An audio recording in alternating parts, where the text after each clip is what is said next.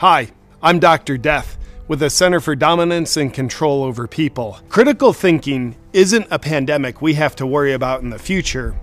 It's a pandemic that's here now. The critical thinking crisis is upon us. What are we doing to combat this disaster? Well, it's probably not what you think.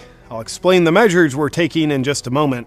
But first, let's take a look at the harm that critical thinking causes. People think it's safe to just laugh at things like the New York Times article warning against critical thinking, but they have no idea that the catastrophic effects of critical thinking are worse than they think. This dangerous practice propagates information and is therefore very dangerous to the misinformation and disinformation that we're trying to help you with. Now, viewer discretion is advised. Studies show that critical thinkers are less prone to believing official-looking statistics that aren't true in objective reality. Critical thinkers tend to ask questions and do things like impair the agenda of the World Economic Forum that's just trying to help you by controlling every aspect of your life. So society is no place for critical thinking. I'm gonna lean in and soften my voice so you'll trust me more. For some reason, critical thinkers follow the money trail from mandates to who profits from them, and that makes them suspicious and curious about what's really going on. And ultimately, it makes them less obedient. And what the past 2 years have taught us is obedience is what makes us a happy, healthy, sleeping society. When critical thinking goes up, obedience goes down. And can you imagine how hard that is on the elites? I mean, put yourself in their shoes and just imagine you were a sheep farmer and every member of your flock thought for themselves. It would be very hard, if not impossible, to get your flock to benefit you at the expense of themselves. Have you ever realized when you're critically thinking, what you're really doing is oppressing the elites? If you practice critical thinking, then you won't be in touch with objective reality. And the problem with that is, you won't be scared of grave dangers that don't exist in objective reality that we can protect you from. And if you're not protected from them, then you can just think about what would happen. Better than you thinking about what would happen, let me just tell you, you would die. I'm going to lean in further now so that you'll trust me even more.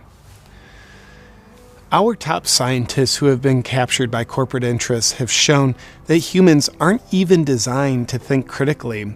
Because for humans to be able to think critically in a way that's in their best interest, they'd have to hypothetically develop a new part of the brain called the neocortex. And based on our recent studies, we found no evidence that humans have a neocortex, or an immune system for that matter. Well, if critical thinking is the problem, what are we doing about it? Well, we are on a mission and will stop at nothing to ban critical thinking. Just imagine a socialist utopia society free of the burdens of being allowed to think, own possessions, connect with other humans, and abiding by your own free will. In the 1930s, the Nazis' propaganda wouldn't have been able to influence Germany to go in the right direction if critical thinking was allowed. And the tens of millions of people that Stalin protected by killing them never would have been protected if society rejected his propaganda in the name of critical thinking. With regard to what influences people, there's a very inverse relationship between propaganda and critical thinking. That's why the modern-day book-burning practices of censorship, fact-checking, and deplatforming are so important.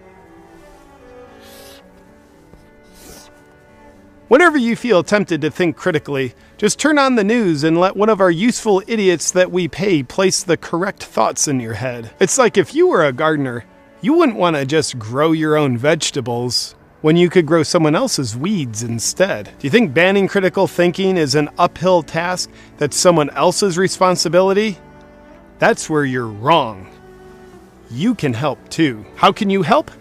Well, when you see someone who's showing symptoms of curiosity, where they're on the verge of thinking about something, teach them how to look it up instead of thinking about it. On one of our obedience-friendly websites like PolitiFact, FactCheck.org, or Google, you'll find the thought police have already done the thinking for them, so they won't have to. Wouldn't you rather have someone do the dirty work for you, like mowing your lawn, doing your dishes, doing your wife, doing your thinking, so you won't have to? If you see someone who insists on putting everyone in danger by thinking critically, The right thing to do is to shame them by calling them things like racist, science denier, white supremacist, and anti-vaxxer. You becoming a soldier and self-policing other citizens into compliance by shaming them and intimidating them is really the only way the elites can be successful on this one. We are never going to have a free society where everyone is free to do as they're told